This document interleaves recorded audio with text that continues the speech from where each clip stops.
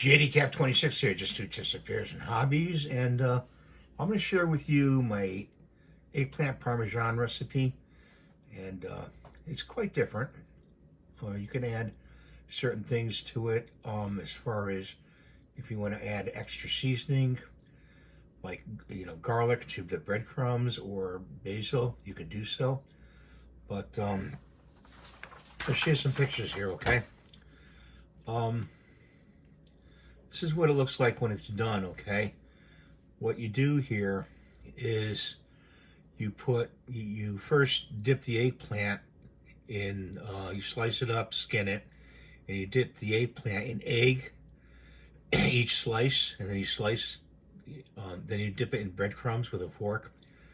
And you want to make sure when you do each one, after you dip it in the egg, you want to make sure it drips dry pretty well before you put in the breadcrumbs, and you just go one side and the other side with the breadcrumbs, and you get a nice coating. You put it off on the tray here, okay, and then you'll put sauce. I use Rayo sauce, and then I put a little mozzarella, and then I do a second layer. So I put another eggplant slice on top that's breaded, and then I put more Rayo sauce and more mozzarella.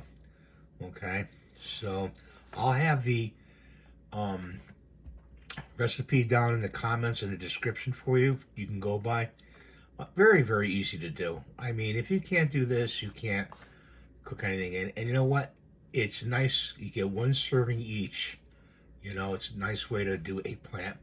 I'll show you another photo here. Okay, here's two on a plate. Okay, after they've been cooked. And you could actually make a sandwich out of it if you want to take one and make a sandwich out of it. Here's another one. You put grated cheese on it. Okay, like that. So I hope you enjoy this recipe, and it's very easy to do, like I said. And you have any comments or questions, let me know in the comments below. And thank you for watching. Bye for now.